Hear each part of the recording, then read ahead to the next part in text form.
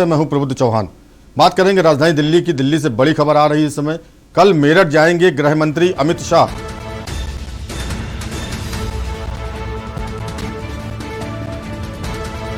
पदाधिकारियों के साथ बैठक करेंगे शाह।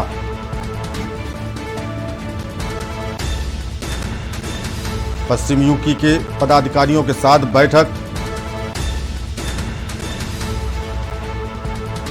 चुनावी प्रबंधन को लेकर बैठक करेंगे अमित शाह। राजधानी दिल्ली से बड़ी खबर, अमित शाह का मेरठ दौरा। कल गृह मंत्री अमित शाह मेरठ जाएंगे,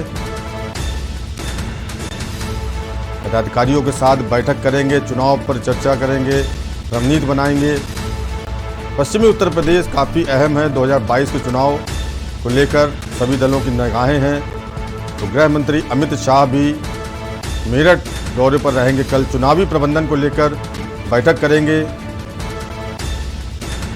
संगठन पर चर्चा करेंगे, पदाधिकारियों से मिलेंगे।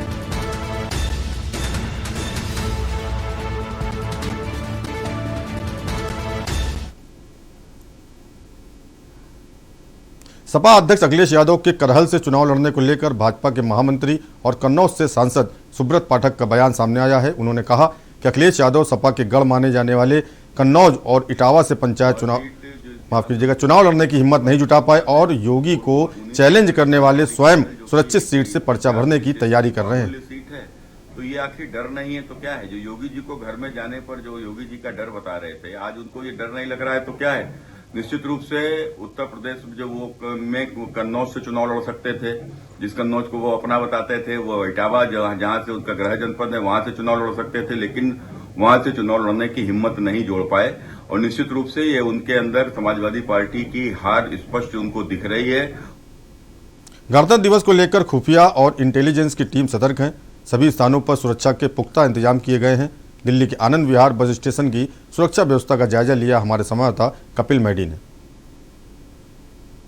एक तरफ देश की राजधानी में जिस तरीके से 14 जनवरी के दिन दिल्ली गाजीपुर फूल मंडी के बाहर एक आईडी मिलने के कारण जिस तरीके से पूरे देश में एक हलचल पैदा हो गई थी और कहीं ना कहीं आईबी ने भी अलर्ट जारी किया है कि देश के प्रधानमंत्री सहित बड़े नेता आतंकियों के निशाने पर हैं। ऐसे में कहीं ना कहीं किसी तरीके से किसी भी तरीके की दुर्घटना ना हो और आईबी ने अलर्ट जारी किया है कि सभी सुरक्षा व्यवस्थाओं को मुस्तैदी से अपने इलाके में लगा दिया जाए। कहीं ना कहीं मैं इस वक्त जो मैं मौजूद हूँ पूर्वी दिल्ली के आनंद विहार बस टर्मिनल में हूँ। यहाँ पे मैंने जो जायजा लिया सुरक्षा व्यवस्था को लेके और यहाँ जिस तरीके से देखा गया कि कहीं पर भी यहाँ पर पुलिस की कोई भी मुस्तैदी यहाँ नजर नहीं आई, ना ही कोई पुलिसकर्मी यहाँ दूर दूर तक नजर आया। ये मेरे पीछे जो आप देख सकते हैं, जो ये सुरक्षा व्यवस्था को लेके मेटल डिटेक्टिव ये जो यंत्र है ये लगाया गया है, लेकिन यहाँ पर किसी भी प्रकार का कोई सुरक्षा एजेंसी से या कोई पुलिसकर्मी किसी बैग की जांच करने के लिए या किसी ऐसे असामाजिक तत्व की जांच करने के लिए यहाँ मौजूद नजर नहीं आया। लेकिन जो सच्चाई है वो ज़मीनी हकीकत पे हमने आके देखी तो आईबी ने तो अलर्ट जारी किया है और कहीं ना कहीं ऐसे में देश की सुरक्षा में अगर कोई सेंध लगती है तो उसकी जिम्मेदार कहीं ना कहीं दिल्ली पुलिस होगी, क्योंकि यहाँ पर कोई भी दिल्ली पुलिस का जवान हमें इस पूरे बस टर्मिनल में नजर नहीं आया। के न्यूज़ इंडिया के लिए कपिल मैडी। खबर दिल्ली से है, जहां राजधानी में कल गणतंत्र दिवस परेड की रिहर्सल है। इसके चलते कुछ प्रमुख मार्गों पर सुबह 9 से 12 बजे तक ट्रैफिक पर रोक रहेगी।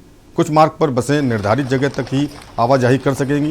ट्रैफिक पुलिस ने आवाजाही के लिए कुछ रूटों की सलाह दी है। वहीं ट्रैफिक पुलिस के संयुक्त आयुक्त विवेक किशोर के मुताबिक राजपथ से रफी मार्ग, राजपथ से जनपथ, राजपथ से मान सिंह रोड और राजपथ सी हेक्सागन तक सुबह 3 घंटे वाहनों पर प्रतिबंध रहेगा।